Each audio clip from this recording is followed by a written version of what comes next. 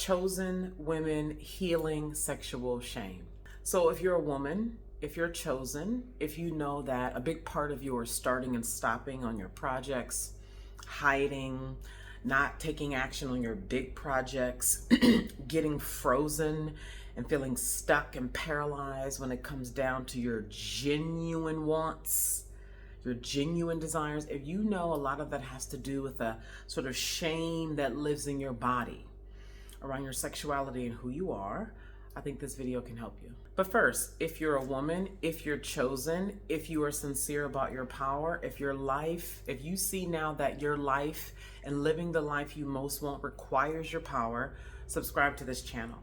My name is Naima, and I'm a chosen woman. And entrepreneurship was the only way for me because chosen people absolutely require freedom. In order for us to come to know ourselves and express and live every single day in alignment with who we actually are, we need the freedom to do so. And oftentimes 9-to-5 jobs or any job where we're working for someone else typically zaps us too much. It's not in alignment with who we are. It doesn't honor and respect the nuances that make up what constitutes abundance for us, what is needed in our makeup to be able to do what is necessary to live the lives that are uniquely for us. I think you should know that because my content is life-changing. It's very nuancedly spoken to those of us who have always been weird.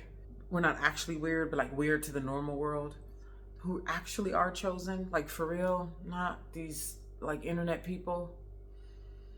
So that. All right, so how do I recommend you go about healing sexual shame so you can be free? I've said this a billion times and I'll keep saying it for remembrance. It's so important that you're radically honest. Radically honest.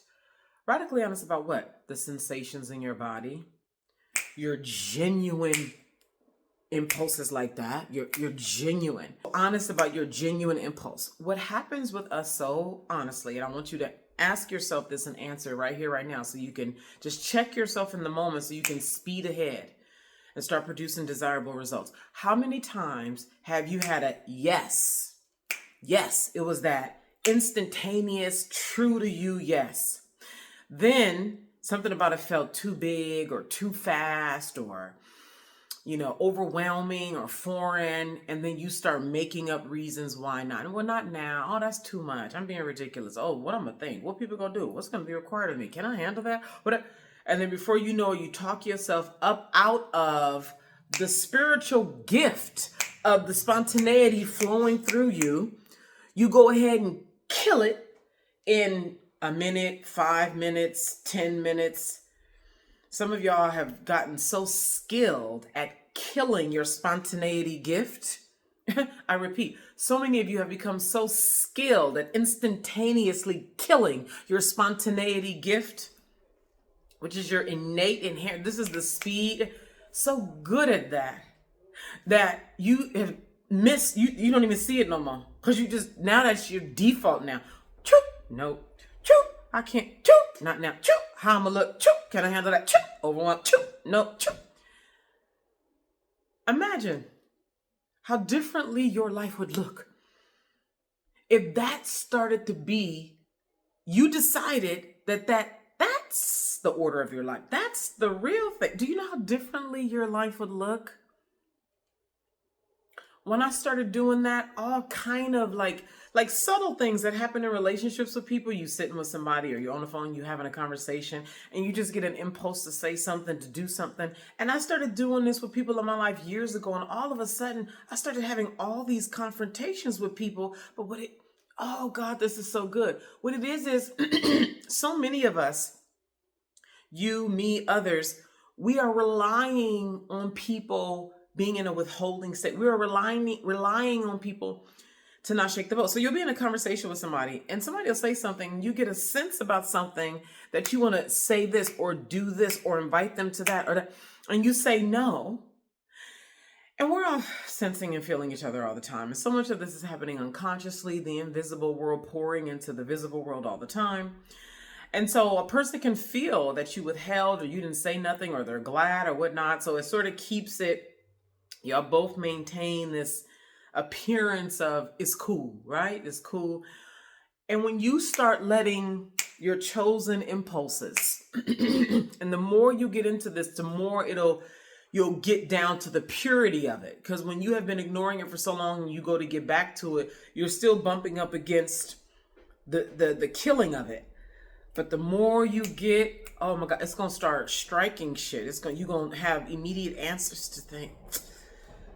Game changer. And so what happens is when I started doing this, and instead of me withholding or like having an input, but keeping my mouth shut or thinking about something 20,000 times, so, and then finally I just let it go, and maintain it. And this is where boredom sets in. This is where it's sort of like, this is where inertia has a lot more grip in your life because you don't exist at a normalcy of fluidity.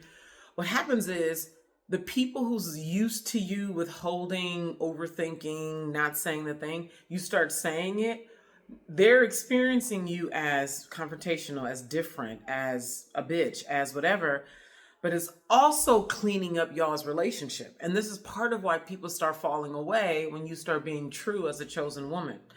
So all of this to say, this is a long-winded way for me to get you to see the value of being radically honest. The people who don't want you true fall away. The people who love that spontaneity, the saying the thing, are like, yes, they want to be in a relationship with you. So it cleans up your life. It lightens your load because you're no longer walking around with 20 billion unspoken requests, thoughts, expectations. Yeah, 20 billion. You lighten your load, which ups you in your ability to move. Your frequency explodes. And this is also assuming that you're working on being deliberate about your power and life is just better. Or said differently, it frees you. Number 2, in healing sexual shame, you need to start being able to get in the face with people sexually. So getting in people's faces. First, your face, okay? Being honest about what's running through your body, what feels arousing to you. And particularly getting in the face of other chosen folks. Now, I do recommend you also get in the face of folks who are not chosen. I'm going to say your mom in this case, because your mom may be, right? She birthed you, right? So she may be, but the reason why I'm saying maybe your mother is because you know your mother. So you have to decide if it's important for you to get in the face of your mother. When I say get in the face, I don't mean be disrespectful. I mean respectfully be direct. So other chosen folks who are in your world, and when I say in your world, you don't even have to physically, they don't have to physically be in your world. You can know, they could be across the sea. You feel an arousal towards somebody on the internet, in class, at the grocery store, out and about running errands. You feel an arousal. Please understand that these arousals in you, they are the blueprint. They are the innate blueprint that only you have. They're an intelligence. They're an instruction that keeps you connected with the high order of things. Because as you're walking around here, it's just so easy to just be around here and the mundaneness of things. And so when you get those impulses like that, and when you get better with this, they get stronger and clear and more aligned. And you can wake other people up. Because so many people, that's a whole other video. So many people are in realities based on decisions they made. They are in a state of amnesia, and when you come, because you've been in the practice of getting in people's faces based on your arousal, getting in people's faces, chosen folks, right? And you could do this with whoever you feel called to do it. And you strike another chosen one, it wakes them up. So it's great service. It's tremendous service. So number 2 is get in people's faces based on your arousal in your body. And to be clear, when I say get in people's faces, I mean DM them, call them, go to their house, send a letter, send an email, comment on their stuff, walk over to them. This is what I mean by get in their face. Be clear, crystal clear, be direct, be radically honest, be respectful. Number 3, I highly recommend my Proven Own All Energies process. My Proven Own All Energies process, it's a 40-minute video with me in it, guiding you through how to own all energies with an emphasis on energies that we call predatory, intense, scary, unknown, highly sexual, primal. because those energies are the ones that have a tendency historically, and for most of us right now, to knock us out of our bodies, knock us out of our focus, knock us out of our intent, make us hide, make us scared. Basically, Cassie, she was knocked down by primal energy, intense energy, predatory energy. It was like a towering over her. And listening to her talk about everything that's been going on, she was, the intensity of all that energy had her knock herself outside of herself, cooperate with things to maintain a false sense of peace and to protect herself. So own all energies. You can get my proven own all energies right now at the link in my description. Lastly, if you want some hand holding, if you want to be witnessed, if you want some strong, loving accountability, if you want to be in company with other women who are moving through healing sexual shame deliberately, being tender around it, having dedicated time in a community of women who are being guided by me to do this work in a real way, in a deep way that works, I invite you into my Heal Sex Shame workshop. It's coming up very soon. Details are at the link in my bio. In closing, I want to emphasize that having shame in your body, and primarily a shame around your erotic state, meaning you being aroused. Aroused could be intense joy, intense excitement, being drawn to something in a strong way, being very passionate. All of that lives in the realm of sexual energy, tantric energy, primal power. And when that is suppressed in you greatly, that'll have you have little trickles of excitement about your creative projects, and you'll start, but it won't be sustaining. You won't feel the full-bodied joy. You won't create the money you want to create. And you'll constantly have this wanting to do something, but I keep starting and stopping, or I can't get myself to, really get into it. I know I should. And, and you make some money, but it's like little pennies. And all of this has to do with being born with a vagina, being this electric, astoundingly beautiful, gorgeous thing, which you are.